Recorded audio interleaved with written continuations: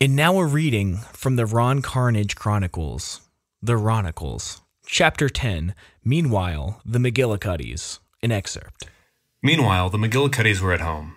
Declan was with his new personal assistant, Moto, who was helping him do a little work on himself during a weekly session Declan referred to as his personal time. "Repeat after me," said Moto. "I'm good enough, I'm smart enough, and doggone it, people like me." I'm good enough, I'm smart enough, and doggone it, people like me. "I'm quick, like a bunny," said Moto. I'm quick like a bunny. "I'm a grape," said Moto. The f***? "Okay, that's it. I can't work in these conditions." And then Moto threw up his hands in disgust. He was the first personal assistant in weeks to challenge Declan. No, it's cool. I'm a grape. I'm a grape. "Now breathe," said Moto. Declan felt traces of relaxation for the first time since learning of Ron Carnage's reemergence. Moto began once more. "I'm cunning and wise. I'm cunning and wise. I'm agile, mobile, hostile. I'm agile, mobile, and hostile. I'm a little fucking just like a little fucking grape." Okay, I don't know about this, man. Meanwhile, down the hall, Molly was smoking her pipe. She, like her husband, couldn't get the thought of Ron Carnage out of her head. She was high as a kite, puffing the stickiest nettles in the kingdom. She was the only one who benefited You distract me with your laughing a little bit. I'll start over. But I'm glad you're laughing. She was high as a kite, puffing the stickiest nettles in the kingdom. She wasn't the only one who benefited spiritually from Declan's weekly Sunday night personal time. I mean, we're talking the dankest nettle memes melting steel nettle beams in the kingdom. Molly knew how to throw down. She and Declan both knew very well they were stuck in this marriage, her more than him. And as she walked down the hall, she strolled past an open doorway and saw Moto giving Declan severe, visually painful nurples. "Declan's crying more than usual," she thought to herself. "And what's with the grapes?" She got to the end of the main second-floor hallway and let herself out onto the balcony. She drew a long hit from her bowl of sticky, icky purple nettles, the Ultra Crush Nitro Diesel nettles that could only be found growing along the western banks of the great river near Leon. She exhaled slowly. She hadn't traveled to her hometown of Leon in, some might say a lifetime. "Carnage," she said to herself aloud, peering out into the moonlit distance. "You son of a motherfucking bitch." All right. Good stuff. So, Pat, I would like to introduce a new segment to the show. Okay.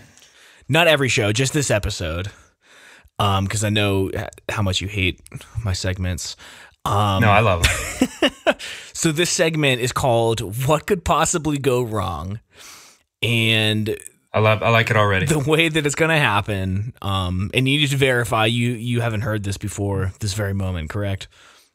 Right. Okay. So I'm going to tell you a story about what happened today. And then I'm going to ask you what could possibly go wrong. And then I want you to list all the things that could possibly go wrong. Hit me. Okay. So I am in my car. I am 3 blocks from home on Hampton Avenue or Boulevard or whatever it is. And I hear this like kind of yelling. And I wasn't really quite sure like what it was. Like I was in my car playing music, or I was listening to a podcast actually. And my windows are rolled up and I look out and this dude in like a huge black pickup truck is kind of like yelling at me through like the side window. So I roll my window down and he's like, "Hey dude, you interested in a home entertainment system?" which is never a bad thing, right? And I was like, "Yeah, dude, pull over." If you were just telling me this story for the first time, my actual response would have been, what could possibly go wrong? I am telling you the story for the first time. No, I know. That's why I'm saying it's an aptly named segment. Okay. So he's like, "Yeah, dude, pull over." So we pull off on a side street in this like restaurant parking lot. He gets out of his truck. He shakes my hand. He's like, "Hey, man, I work for this AV installation company." And already my ears are kind of perked up because like I've been looking for jobs with AV installation companies. He's like, "We are contracted to deliver these like materials, but they gave us like double what we actually needed." And he's like, "With the company, if we deliver it, then they keep all the stuff, even though they didn't order it. So we're trying to unload some of it on our way to the shop so we can get some money out of it, because if we show up to the shop, they're going to take everything. And I was like, dope. So what do you have? Like, super into it, right? They wanted to unload everything because what? So, okay, they were delivering some new... Just say the sentence over again. Okay, so they were delivering some stuff to a production company, but they were given twice as much as the production company actually ordered. Okay, what are they going to tell the people that gave them too much? They lost it? I didn't really question that because I wasn't really interested. Okay, I just want to make sure I'm not missing anything, but carry on. Right. So these are stolen goods. Did you okay, I'll wait and do this properly. So he shows me an invoice of like, he's like, look, I got this thing from like, this is the company we work for. It says 1 projector, 1 3D smart screen, and 1 5.1 Bluetooth surround sound system. And they gave us 2 of each. And I was like, well, dude, like how much for it, you know? And he's like, well, the projector's $7,000 because it's like an indoor-outdoor 4K projector that can project up to 250 inches.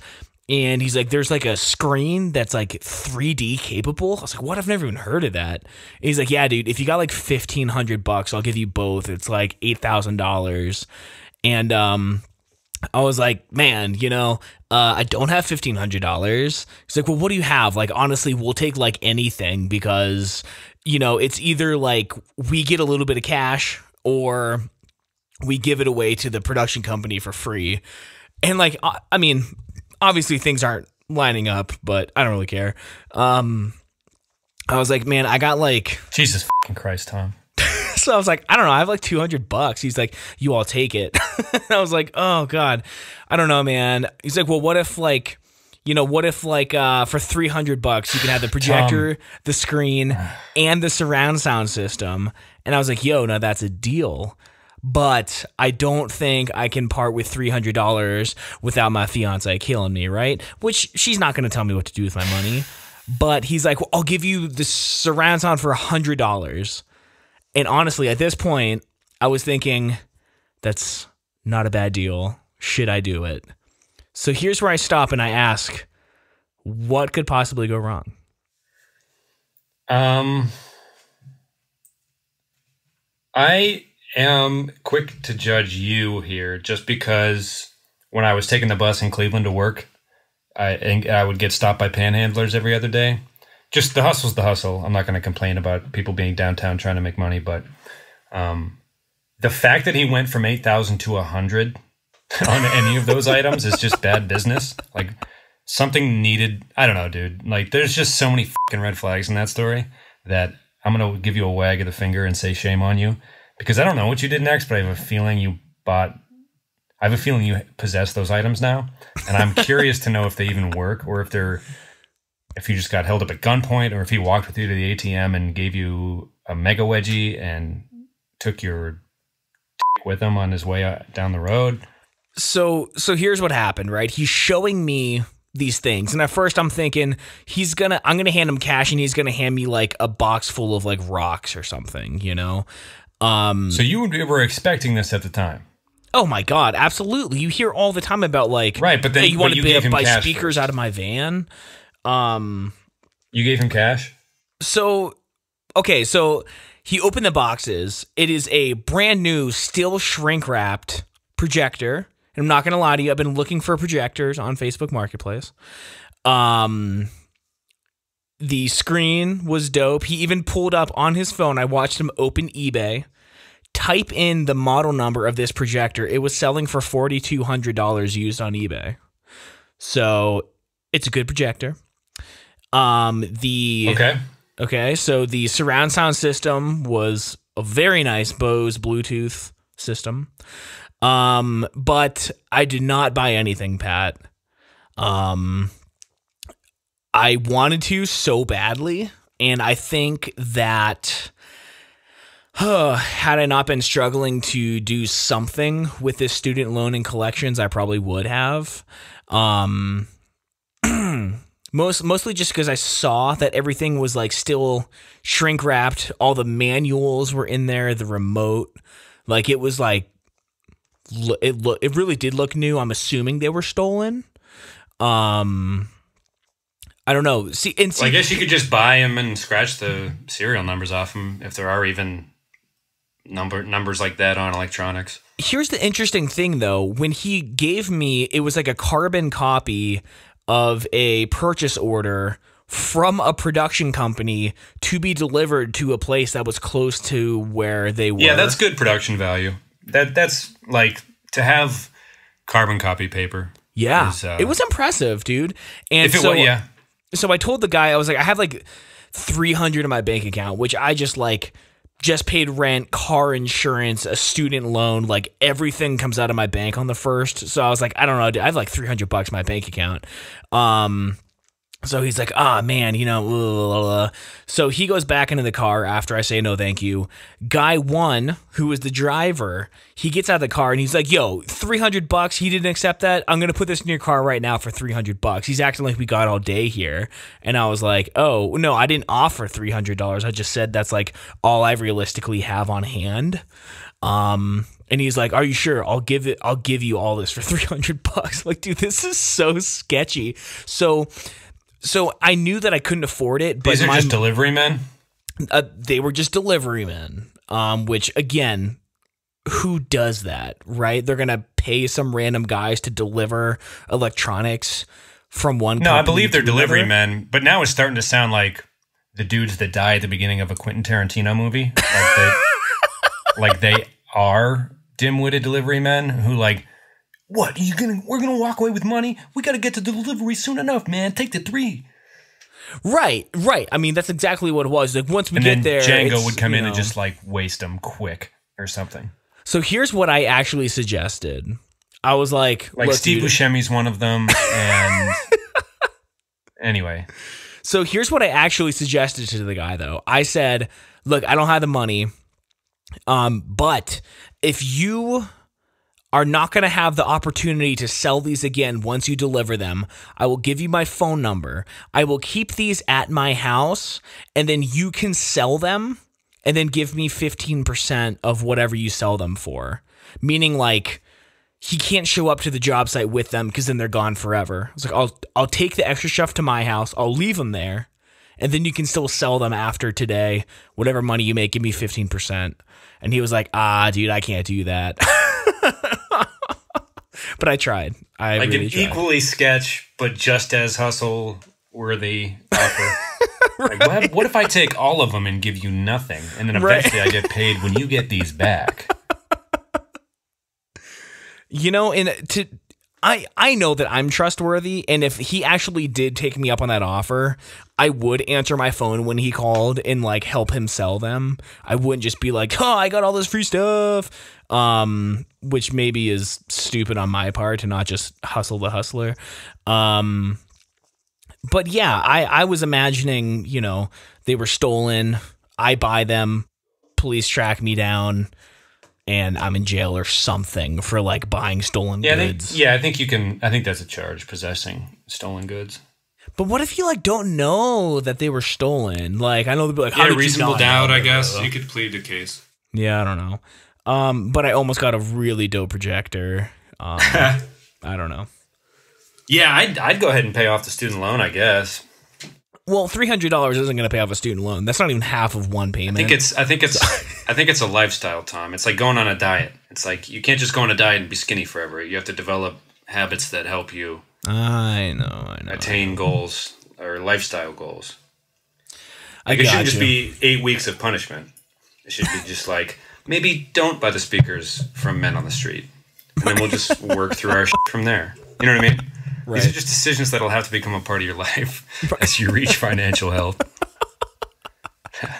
And I think we learned a valuable lesson today. So that is the end of the first segment of What Could Possibly Go Wrong. Okay. And now we can start the show after 15 minutes. Yeah. All right. Cool. So that was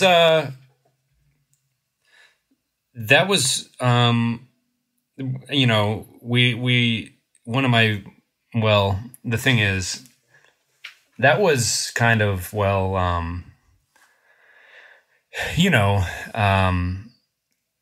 like Today, Junior? no, but really, no, that's a good Ron Carnage passage. You've been looking for artists, and yes, it's coming along.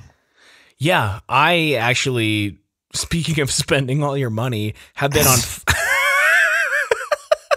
have been on Fiverr quite a bit, hiring a bunch of people to do artwork for Ron Carnage. Fiverr, that's not a bad idea though. You can get a sketch on Fiverr. Yeah, so I found a really amazing girl from Bangladesh who is going to be doing the book cover, and I found a guy from Afghanistan who is going to be doing like the banners for the website. Okay, so it's a book. Yes, I will be printing them for sure. I want to do it like zine style, where you print it on like 7 by 11 paper and fold it down the middle and just like staple it together, you know, like kind of like a really like DIY book kind of deal. But I want to do that before it really gets like off the ground, just to like be able to, you know, maybe give away the first 10 chapters and then try to sell them parts 2 through 5. You know what I mean? How long is it going to be in the end? I think I was reading that like the average novel length is like 50,000 words on the lower end to like 100,000 at like the top end. So I think we were shooting for like 50,000 words minimum, and we're already at like 6,000 words. And I'm not writing any of it, by the way, so I'm not trying to take credit, but yeah, it's coming along, and I'm loving every single second of it. So Elemental FM has kind of changed in a way from being just podcasts. It sounds like, because you have that Hannah, what's her last name?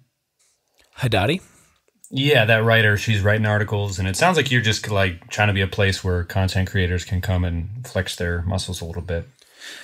Yeah, so the initial thought was just podcasts, because that's all I was super interested in. But through designing the website, I've been trying to think of like, well, why would people come here? Like, there's no reason to be on this website. Like, I don't just want it to be like a place where it displays information. I want it to be like a destination for people. So then I started blogging about basically my struggles with like trying to figure out what I'm doing. And I thought that wasn't enough, and I also can't write enough to make people want to come back a lot. So then I thought, like, well, what if a bunch of people just started writing articles and make it kind of like, not to compare, but like Vox or Vice, you know, the way that they just have like a bunch of different staff writers and contributors, and people go to the website to read, you know, things from their angle.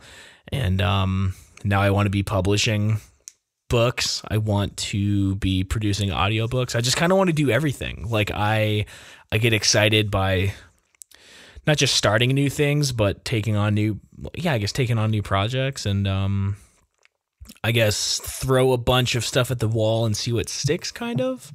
You should ask Matt how much he'd pay for the audio version of all of the Chronicles. Matt, how much would you pay in USD, or Canadian? Actually, tell him to give it in Canadian dollars. We'll do the exchange rate later. Plus, like, Canadian dollars are a little weaker than American, so it might sound a little more impressive too. Yeah, sure. So, plus, Matt, we're from Area PA, man. I still have like Canadian coins in my pockets. Sometimes I'll just. Oh, like, yeah. Wow, it's been like 15 years. So, Matt, I also want to include Julie and Caitlin. And Julie and Caitlin, yes. And I saw that your mom posted on your Facebook page. Ronnie Cronies. And you're like, did you read them? And she was like, no. A resounding no. So how about you guys say, you know, the length of the third Harry Potter book? $2. I would pay $2. Like, if a friend of mine was doing some cool shit. Yeah, I think so there's an author on for The Ringer, which is like a Bill Simmons' latest sports like culture blog site after Grantland. And Shea Serrano's their like one of their basketball writers. He's coming out with a real like an official like book, and it's 13. So I think it would be criminal to charge anything more than half of that. And I think it would be like 99 cents comes to my head. Like if Sam Cray had an EP for his band and he posted to Facebook and was like, hey man, I'm like trying to do some art. I'm trying to create some stuff. Or like Jordan Bainey and Chris Wilmoth doing their stand-up thing in LA. And they had like, hey, I feel good about these 15 minutes. I'm calling it an album or an EP, comedy EP or something, or LP. 99 cents, just like, hey man, I made some shit, check it out. I don't know if it was like 7, I'd be like, oh man, like I want to support local art and my friends, but 7 is like groceries, right. Or at least several avocados, so I don't know, dude. Anything more than 2 or 3 feels a bit steep. If I'm speaking from my own personal tastes, perhaps that's me being cheap, but I mean, in this economy, Tom. So I am probably the wrong person to ask because I tend to like to overpay for like my friends' stuff. Like I've been buying some prints. Well, you were about to buy for the house. Spend hundreds on the street for electronics. Right. So I think overpay is the key word. So like, there was a guy from Canada who was he's a illustrator, and I wanted to buy one of his prints, and he said it was only like $15, and I was expecting him to say like $45 or something, and a part of me was like, dude, like that's too cheap, man. Like it's good. Like you should be selling it for more. Like I always think everyone should be charging more for everything, especially like local art. It's really kind of criminal how devalued all of that stuff is. Well, the goal shouldn't be to make the price the headline, right? It should be to have the word of mouth so you can do more, right? So if the headline becomes, yeah, but you should make $6 for it, instead of like, yeah, it's like $1 and it's actually kind of funny. You know what I mean? I feel like that would be what would open up new doors for Elemental FM. If I'm speaking as like a consumer myself, like I would tell a friend at a party the next month, like, yeah, it was like $6, which is, I mean, not everybody has $6. Some people smoke and they choose to spend their weekly $6 on certain things. Some people do this or that. But I don't know. These are just my thoughts on the topic, Tom. I know I always end up lecturing you on this thing, and I'm sorry. I think what I would do, I would feel comfortable saying either $2.99 or $3.99, but give the option to like pay what you want, but the minimum is $2.99. You know what I mean? Like some people might. If you're doing $5. that, the minimum, give $1 or $2 or $3, and have that be the tagline. I feel like the minimum $2, dude. That's egregious. You can't set a minimum more than like less. The minimum can't be 3 digits, including the decimal. You know what I mean? Like minimum 102 or 101. It's got to be like minimum a quarter or something. You know what I mean? Like something playfully low. That's the minimum to make them think like, oh, well, that's lowballing. You know what I mean? Like I feel like there's a psychology there. Like I'm sure there's a podcast of the psychology of consumption that you could listen to and set an appropriate level. I mean, and I could be wrong. I could be wrong. But it's like minimum $15,000. It's like, well, that's a bit. I've listened to podcasts where they talk about ebooks and subscription services and how you value them. Okay. So, and I'm not saying that I'm putting that to work here. I'd be curious to listen. Well, here's the other side of the coin. Am I undervaluing the process it takes to be creative and to put out art? Well, I think you are, because So are we talking about an ebook for $2.99, or are we talking about like a physical paper like zine for $2.99? Oh no! If you're printing it out, there's printing costs involved. So I'm talking about like, here it is. The PDF is complete, and perhaps an audiobook is recorded. Brought to you by Elemental FM. I'm Tom. I founded this motherfucker. Like an audio file and a PDF bundled from $5. But yeah, if you're printing it, I know printing costs would have to play into it if you're choosing to print it. Yeah, But I like the idea of printing like 20 and giving those out to like a soft release audience, and then putting like an envelope in the envelope with a stamp on already on it, asking them to pass it forward to somebody they think who might like it. You know what I mean? Yeah. Something like that, maybe. So an audiobook for 50,000 words could take like 40 hours to produce that. Don't be such a wimp, dude. But like, so I mean, I'm kidding. We're That's already going absurd. into this with like $100 of design costs, and then the formatting. I mean, I guess formatting isn't like too bad. Right, but I feel like you could have done the art yourself. there. You got good at Illustrator so fast. I'm not good. I did one thing well because I spent 16 hours. You know what I mean, it. though. I feel like you're creating reasons to spend. That would be my take on it. Here is my reason to spend. I could pay someone $50 to do something and spend 20 minutes on a conversation with a designer, or I can spend 80 hours trying to do what they can do in 3 hours, and then I have spent way more than $50 worth of my time. You know what I mean? Yeah, but I mean, like, then if it becomes a graphic novel, which was your original goal, if I remember you saying that, then you might have to consult that same artist to do all of it, or a different artist, and then it takes on a different look altogether. You know what I mean? That's fine. Okay. I'm just asking the questions. I'm much more willing to just pay someone to do something that is not my strength to have it done properly. You know what I mean? Okay, so you want to support local art in the process of creating local art. Yeah, I wouldn't say local art. It's on the other side of the world, but yeah, I think Fiverr.com is like pro neighborhood art, though, right? I don't know. Unless it's mostly proofreading, I'm not sure what to say. It's just freelance stuff, I guess. So, listeners, however many of you there are out there, it's a baseball team at this point, or at least a team for cricket or rounders. For print, how much would you pay to receive this book in the mail, hand folded and stapled by myself? How much would you get a personal note from you? Sure. How much would you pay for an ebook delivered to your phone that you can read on your Kindle or the Kindle app for iOS? And how much do you want an audiobook? It's a lot of work. I feel like perhaps we're getting ahead of ourselves also. How much are you going to pay to watch a 90-minute film at the movie theater when this takes on a $300 million budget to make a full-length feature film? What do movie theaters charge nowadays? $8? I think it's like 14 or something. Damn. It's crazy. But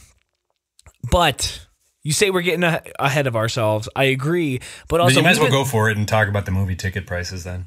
Yeah, I mean, we've been talking like, I really, really want this now. I'm like super emotionally invested into this. It's true. Like, we talk about it a lot. Where does Ron in your latest chapter? I haven't even read. There's stuff that I have on hold that is not published yet. Okay. We are up to 12 chapters published, and I'm sitting on one more. And it is just, you should read it. Yeah, dude, I read it right now. I want to hear it. Right now, read it out loud? Yeah, kind of. You got to pay 99 cents for this audiobook. I'll give you. I'll Venmo you, dude. I'll pay 99 cents a chapter just because I love you. Which, to be honest with you, if we already had a big following, right? My, I guess, ideal like vision for this would be a paid mailing list of like $2 a month, and you get a chapter every week, and it would be something, it's episodic, like sure, just like more like you just get continual content. Yeah, because Netflix, like instead of a weekly comics, like a weekly funnies in your insert in your newspaper, you get a weekly newsletter or something, or Yeah, because, Netflix is really cultivating this like binge culture, which is great, and I love it, and that's how I like to consume stuff. But I think there is something kind of like magical about like, hey, there's this really stupid story you can get, every Monday. You'll get, a chapter in your inbox and you can read it. But they should get access to all of the network's podcasts too with that. You know what I mean? Because I know like local newspapers and new sports blogs popping up in Chicago and this and that, they're charging like 99 cents a month for their startup fees and stuff. Like, it's like tough to get people to like, or I guess that's my guess based on the prices I've seen of like journalists out there, like making startup sports blogs and this and that, and even newspapers trying to survive. They just have no fucking idea what to charge people to like for a month's worth of content. You know what I mean? So I'm just saying it might be tough, I guess, is all I'm saying. I'm not saying you're right or wrong because I don't think anybody knows. And I think it depends on the content and your following and how loyal they are and things like that. I'm just excited to see what you pull off. Because you got the drive, kiddo. You got the drive. I think Chicago, when you're talking about Chicago sports blogs or news posts, like, how big of a company are they?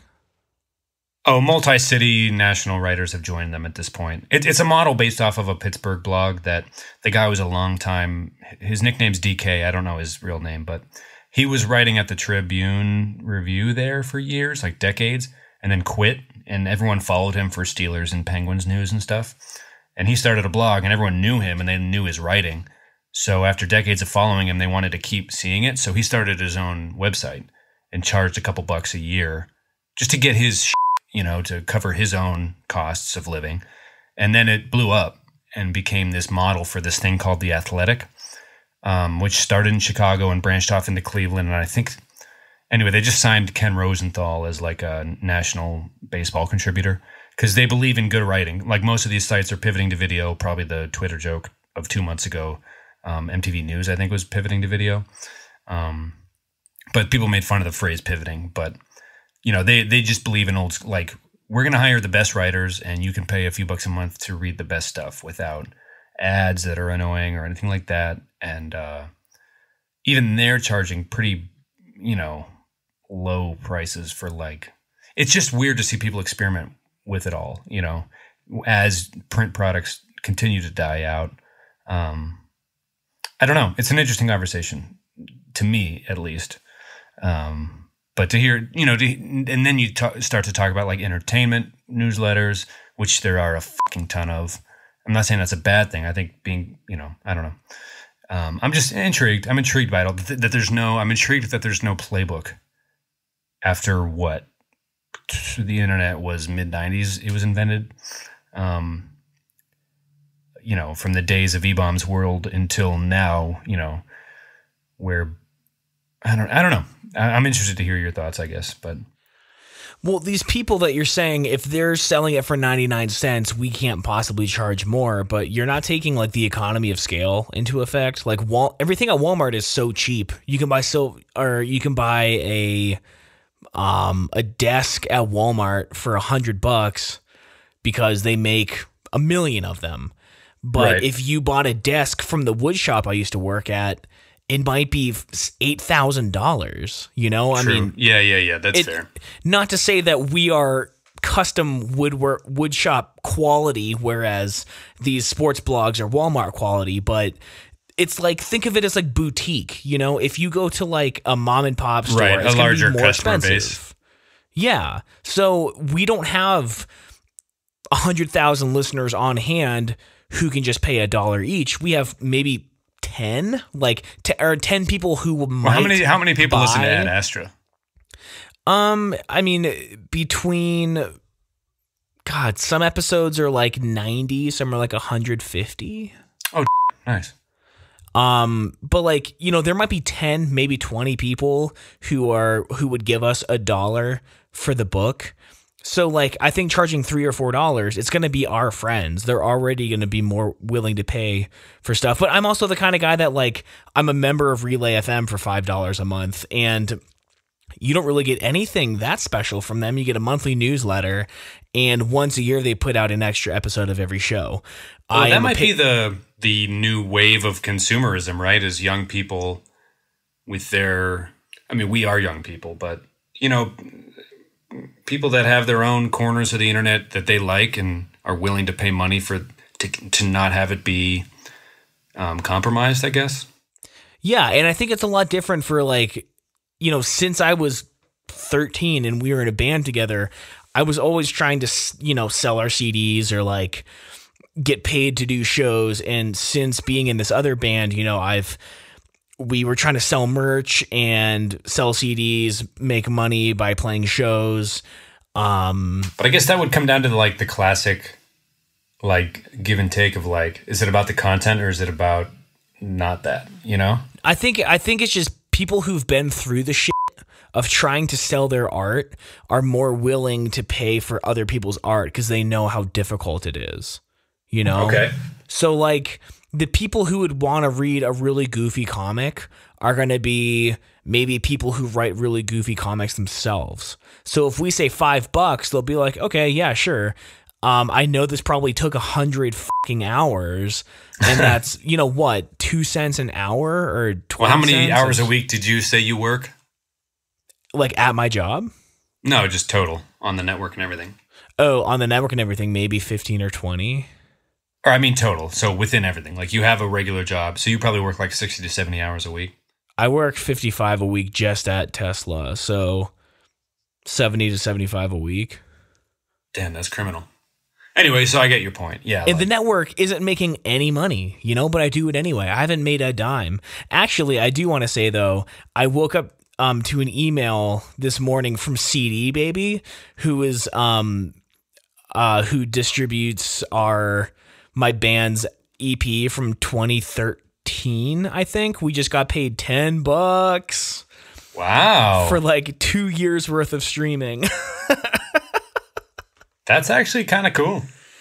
I think we've made probably $200 or $300 on that album. But again, we probably put 200 or 300 hours into it. So, right. But yeah, so I think people who have been through that stuff would be more willing to pay $5, and that's also your audience. So I think it's niche enough where like a sports writer, okay, they're just sports. But if someone was writing, you know, about the 1990s Cubs team or something, you can charge more because it's specific and narrow enough. I don't know why you don't write about that. Yeah, but I mean, like, I feel like, so Elemental FM is coming out with a book called The Ron Carnage Chronicles. Or something right? like that, yeah. Or Ron Carnage Thinker Boy, or whatever the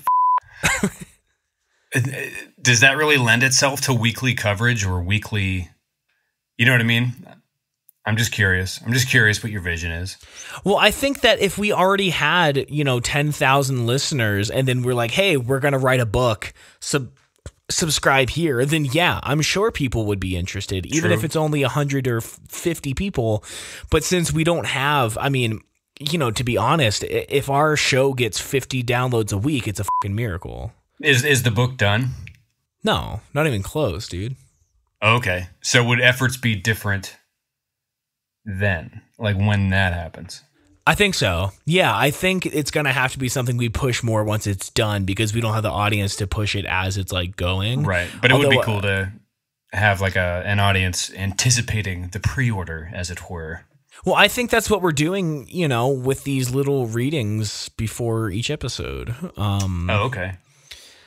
And also, like, I've never checked our iTunes reviews, and I just did today actually because to be honest, I didn't know how to look at them, or Apple Podcast reviews, and I just saw thanks Matt for writing a review, very kind of you. Do you remember Amanda Jones from high school? You put me on the spot. Was she in our grade or a grade below? She was in my sister's. She was a grade above. Oh, yes. Yes. She wrote a review for the show. I didn't even know she listened. That's pretty freaking remarkable. Amanda Jones. So, yeah, it's, you know, there's people listening that I didn't know listened apparently. I'm interested to hear the new chapter. To be mostly honest, What? I want to hear the newest chapter of the Ronnie Cronies that have not been released. We're gonna have to wait for next week. No, I'm your biggest fan. I'll pay $7 an episode. I want to say something before we start wrapping things up, which means when we start wrapping things up, there's still another half an hour. But I want to say that in an attempt to try to read this book called The Social Animal by David Brooks, which is like a book on social psychology. I think there's some metacognition stuff in there. I deleted all of my social media apps from my phone. Okay. I recently also got rid of my social media accounts. I have 2 burner accounts for the work I do, just so I can follow news outlets and be up to date. But I got rid of Twitter, Instagram, and Facebook. Did you deactivate it or just delete the app from your phone? Yeah, and you know what? Facebook not only makes it really hard to deactivate, oh but my they God, logged so me back hard. in 7 days later. And then when I went to deactivate it again, they were like, would you like to reactivate in 7, 10, or 13 days? And I'm like, you sons of bitches, you know? And I didn't even think at the time to Google how to delete, just because I don't know how hardcore I was going to be about it, but it's been like 2 weeks. And so it was so weird because I was immediately burned by it. I logged back in, or it logged me back in, so I went to log in to re-deactivate. And there were some messages from people who didn't know and may not have my number, and I felt bad about that. Like old coworkers in Albuquerque, for example. And what was I going to say? I don't know. I lost my train of thought. Facebook burned you by getting back on it or something? Oh. So when I went to go delete it, well, I don't know, because then my name was active again for a whole day, and I had been invited to I don't know. What are your thoughts on it? I think they make it super difficult because they don't want you to leave. And I remember when I deleted my Snapchat account a long time ago. Yeah, same here. That was one too many for me. I was like, it was like, okay, it's shit. going to be unactive or deactivated for 30 days, but we're not going to delete it until after 30 days. And if you log on anytime between then and now, then you have to hit delete again, and then the 30 days will restart again. It's super crazy. Yeah. Yeah, Twitter does a similar thing where it's it's live for the next 30 and then it's out, which is fair. Better than Facebook, who's never lets go. But it's interesting because, I learned recently that if you download the Facebook Messenger app, which I had never done, that I think you never know with those privacy agreements what exactly you're giving up because nobody reads them. But I guess Facebook Messenger is one of the apps that allows the audio Siri feature on your phone to listen to so people that have conversations and then see Facebook ads for what they were talking about. Of course it isn't coincidence.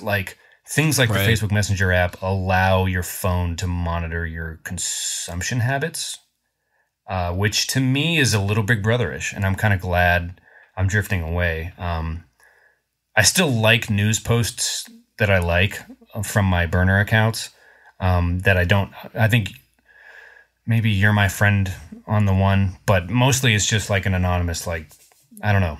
But that kind of freaked me out when I learned all of the suspicions about Big Brother Facebook were real, and their sales to Russian opera, Russian ad sales during the election and stuff. It's my favorite Onion headline recently, other than sales of gorillas skyrocket after most recent gorilla attack, where basically all they did was replace a recent news headline with the word gorilla after a recent gun attack that occurred in the U.S. Oh my God. Just to point out the absurdity of the sentence itself. But the one I liked the most was this just in, literally nothing at all stopping you from just deleting your Facebook account right now and walking away.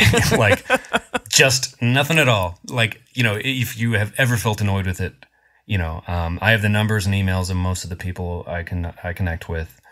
And if this keeps up, I can't imagine a scenario where, other than maybe directions while driving, where I would need anything more than a flip phone, to be honest. I can't think of going, not pre-planning where I wanted to eat by reading a magazine or a blog at my desktop, I guess.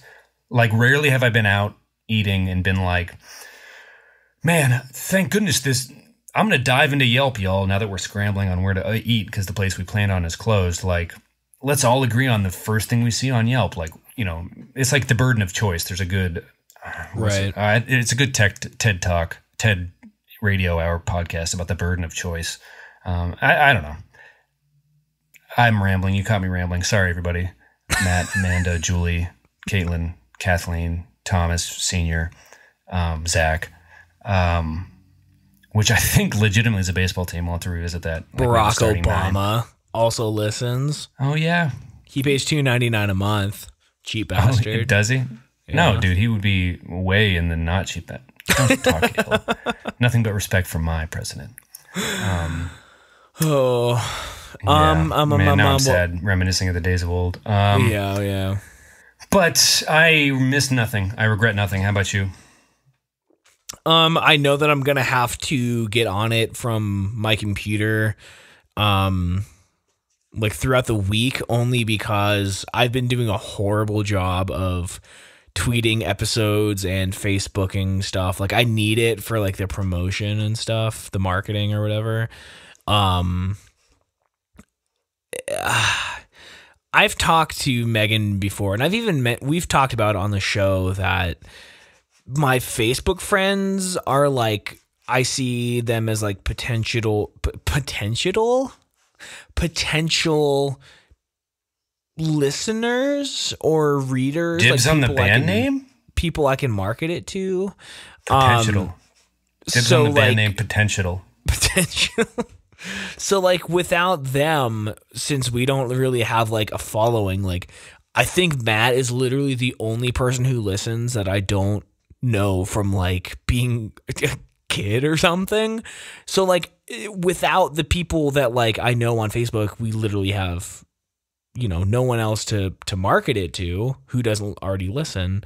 So I kind of need it for that.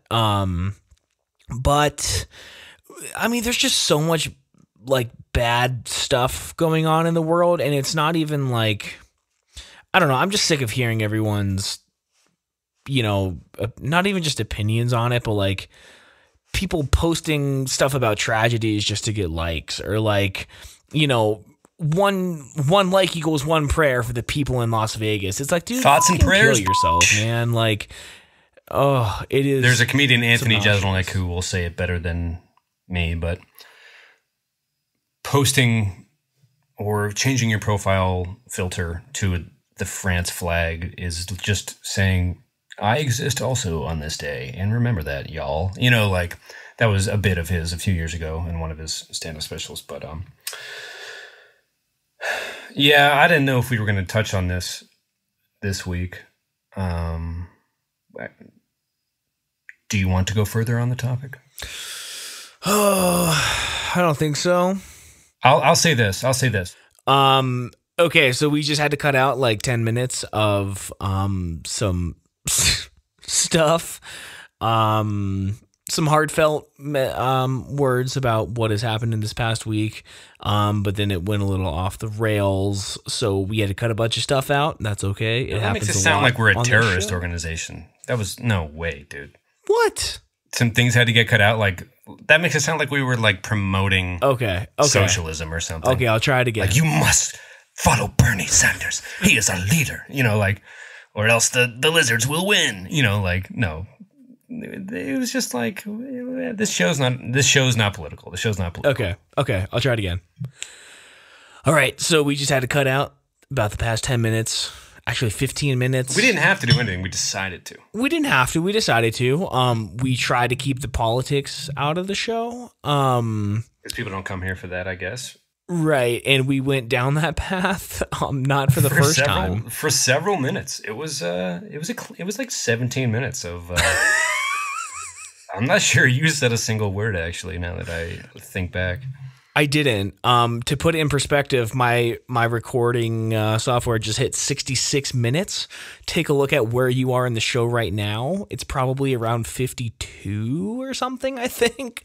No, I'm at an hour 6. Okay, yeah. So the listener. Yeah, the listener. So we just had to cut a bunch of stuff out. But we are going to get into the segments Pat has he's been on a health kick lately with these. Tell the people what you have. Now you know. Oh, not lately. This is just what we were going to do the show about. Because as you know, Tom has started a recent... we're segmenting the show now, folks. And one of the segments is factoids. And I was looking at common misconceptions because it's my week to do a factoid. And I was looking through a list of common misconceptions, and two of them caught my eye in the nutrition section of this particular blog post. But basically, they were bashing fad diets and detoxing cleanses and drinking lots of water cleanses and things like that. Like, you know, there's like Vice articles like of the dude that's like, I drank only water for like 14 hours and I drank like 14 gallons and I peed a lot, but I feel good, you know. Basically, your kidneys are what detox your body, and drinking too much water isn't going to help you, isn't going to save you. Like, don't smoke, don't drink too much, eat a lot of plants, don't eat Doritos or drink Mountain Dew, like processed shit, keep it out of your diet. Also, if the fruits or vegetables are canned or frozen, that's fine. As long as you're eating plants and not consuming processed things, you're in good shape. That's it. That was my factoid. Tom's going to be upset because it wasn't like, I think his first one involved how much data is passed on when an ejaculation occurs, which was a mind-blowing fact. This is a little more simple, but the basis is to be helpful. Like any diet you read or infomercial you ever see, it couldn't be more simple than 2 points I read in the New York Times column like 4 years ago. More plants, less processed food. That's literally it. Just put good in, feed the machine with good fuel. That's it.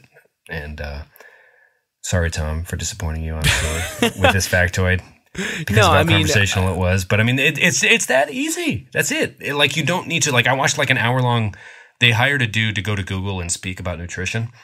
And he was just repeating those two things over and over. Like, so if you smoke and you stop smoking for, well. Sorry, I'm not sure about that. Oh, Jessie just bought an Alexa and she just thought I was asking her to Google something. But anyway, so this guy at that company was giving a speech, and he just kept talking about, like, your body wants to heal itself. People just kind of tend to get into these ruts that they prevent it from healing itself. Like, if you don't smoke for 15 years, if you've smoked, you can be almost, like, percentage-wise back to as if you never smoked health-wise in your body if you quit for 15 years. Like, your body wants to heal itself, and if you just put good in, it can be that easy. That's it. That's like any diet, any fad diet, anything at all, any cleanse. It's bullshit. Just trying to save you some time here at Elemental FM. Yeah, basically this Vice article, it's a really good quote. It says, there's no evidence that drinking a series of juices, teas, or any other so-called detox products do anything besides profit the people selling them. I think just be a smart consumer. Quit fucking around. Deactivate your Facebook. Get a flip phone. Maybe go on a few more walks. Talk to some people. I don't know. Eat fruit. So I love the fact that you're talking about Facebook Messenger listening to you, but you have an Alexa in your house. My girlfriend has an Alexa. In the room, even. I knew that was going to happen. I knew she was going to. So, like, I bet you Jessie will come home tonight and be like, play back whatever recording session Pat did with Tom on Tuesday. But, like, she'd listen to it through that and not download the actual podcast. You know what I mean? It's like, even though it's published. Yeah, it's actually like, for example, Exhibit A. Hey, Alexa, what's the weather like today? Currently, in Cincinnati, it's 65 degrees with clear skies. You can expect more of the same tonight, with a low of 56 degrees.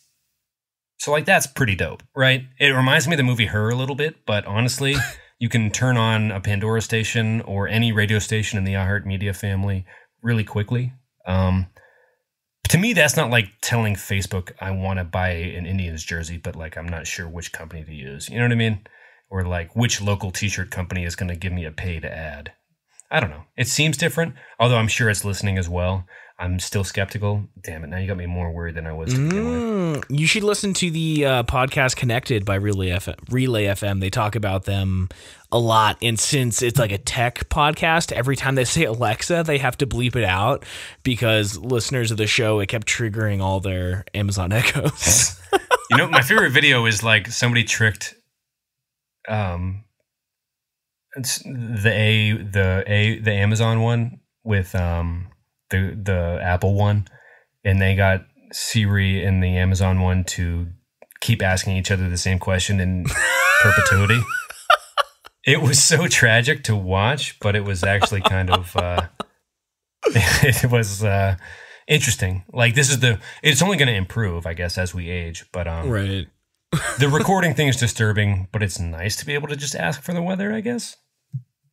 I don't know. I'm kind of torn. Like, I don't think it's just recording all the time, Pat. Or I know it's not just recording all the time. It's just listening for that trigger word. I don't know. No way, dude. No, I don't feel good about it. Downloading Facebook Messenger lets your phone listen all the time. Who knows what other apps do that? Like, nobody has time to read those fucking user agreements. Oh, boo-hoo. You get more better targeted ads. I'll take it. Okay, that's fine. That's fine. I'm just saying, when we live in Amazontopia and our Kindle homes are locked down for our Bezos meals, and we aren't complying with the Bezos monitor, and then somebody yells like some pirate shit, like the beatings will continue until morale improves. Like, then I'll be snickering at you, Tom. Like, I knew this was gonna happen. And I'm gonna cry because they're gonna spank my ass with like. They're going to Google, actually, you know, just to mock me, they're going to Google, yes, Amazon bot, can I have like a wind-resistant paddle, please? And then they're going to prime it to them on the spot and spank me with the delivery that they got seconds later via drone. And it's going to be a beautiful show of technology, but it's going to hurt, and I'm going to feel belittled by it. Put a fire stick up your butt. Okay, so again, off the rails with our Now You Know segment. Yeah, take that shit too. You know what? Let's just not even publish the podcast. It's over. It's over. It's over before it began, which is the lyrics to a song I think you had me listen to months ago on the show.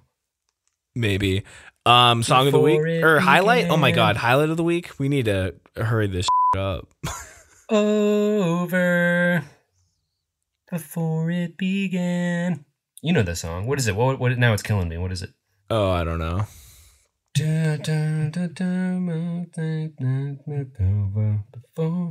Closer, as close as you can. It was good, dude. It was like one of my favorite recommendations from you. I remember the pitch correction was pretty strong on that song too. Who was it though? I don't know, but I liked it. I don't have any Spotify. It was Joyce Manor. That's Joyce Manor. That's it. Okay. Highlight of the week. You go first. My buddy Jeff Hunt was in town from DC. He was one of the Good Fights only fans. Really good guy. He came in with a bunch of people from the area. His brother flew in from like California or something. I went out to lunch with him, Megan, and our friend Andrew, and it was kind of exhausting socializing with like 9 people at a restaurant, but it was fun, and I had a good time. Again, second week in a row, socializing has been my highlight of the week. Yeah, man. Get out there. Talk to people. Soak up the sun, as our friend Sheryl Crow would say. I'm still waiting for her to tweet at us. I saw that you tweeted at her like a lot, and I didn't want to call you out on it or anything, but I just wanted to be like, "Easy, big fella." It's no way, dude. Okay, all right. I'm getting that retweet. Okay, pursue it with vigor, my good sir, but respect. Highlight of my week was, oh man, I don't know. It's been a tough one, given the news this week. So can I pass? Ooh, no, dude. There's gotta be something, no matter how small. It's well, more of a reason to find I'm out happy of the week. Because, well, generally when people like hundreds of Americans don't get injured, but living with Jesse in Cincinnati has been good. And yeah, but I feel like that's not important. But yeah, we're looking at buying a house maybe next year or something. Or Whoa! And you're judging me? I didn't judge you. I said go for it responsibly. Well, we did a bunch of paperwork for it, and we're gonna have to take care of my student loans before they'll ever offer us a home loan. Yeah. Well, Jessie was thinking like she can just buy the house herself because we're not married yet, so I can just help her out with the down payment and then split the mortgage with her monthly after that, and then it could just be in her name, right? And then maybe sign me to the deed if or when we get married, etc. Which is the conference. Yeah, Megan and I were talking about that too. The good news though is the finance lady has a bunch of resources on how to help me with the student loan in default. So applying for the loan might have actually been a really good thing. It never hurts to ask for help. There was some study the other week that like some crazy percentage of Americans don't even ask about their retirement funds, even though they have one through their work, and they just know very little about what they can and can't do. And people don't talk about their salaries enough or anything like that. Like, I feel like it's just like, you could probably learn a lot more about what you deserve or this and that. I don't know. So it's like a taboo thing that I guess shouldn't be, even though it seems impolite to ask, but it would help a lot if it was talked about more often, I guess. There was a really good Adam Ruins Everything segment on that too. I think that's probably, I'm just ripping it from that, to be honest. So shout out to Adam Ruins Everything. Yeah, I talk about it with all the guys at work. I know how much everyone makes. But yeah, so I want to hear more, whether on the air or off, about living with Jessie and how that's all been, because I feel like we haven't touched on it at all. You're going to have to rip up this episode and throw it away and maybe publish it years later, because where is the show over? No. Oh, okay. Hello, Matt. If you've lasted this long, you are truly a fan. Let's do Song of the Week. I feel like I need to do a real highlight of the week. Okay. Whenever you're ready. Yeah.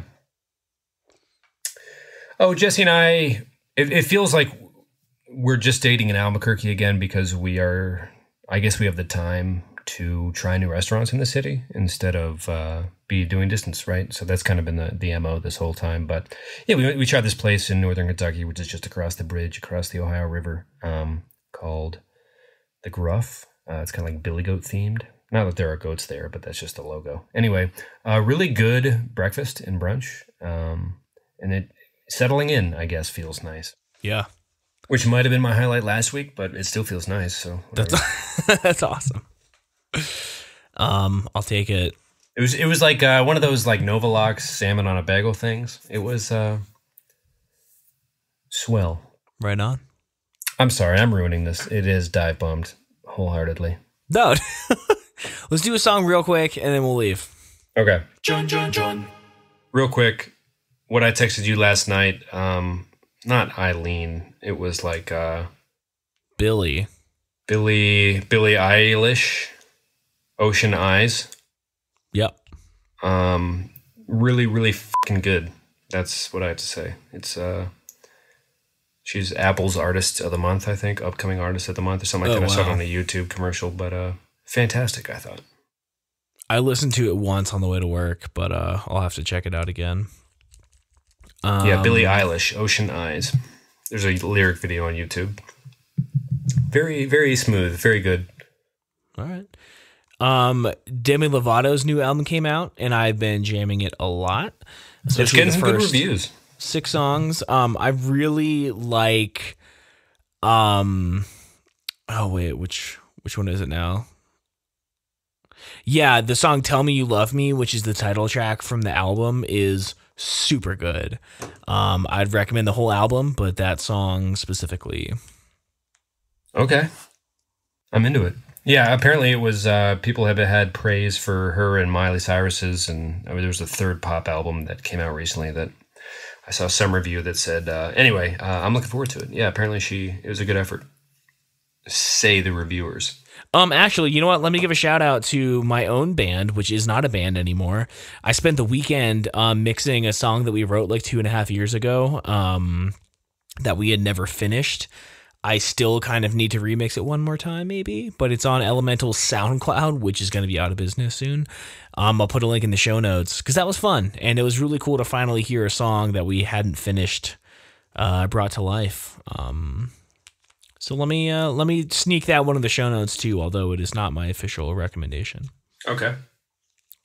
And we'll call it there. Put it out of its misery. I don't know. All right. Yeah. Bye, everybody. Sorry. See you next week. This episode actually ends with a reading of the latest chapter of the Ron Carnage Chronicles. Ooh, okay. Or does it? I don't know. It's up to you. All right, man. Love you, dude. Peace. Love you too. Ba ba ba ba ba ba ba.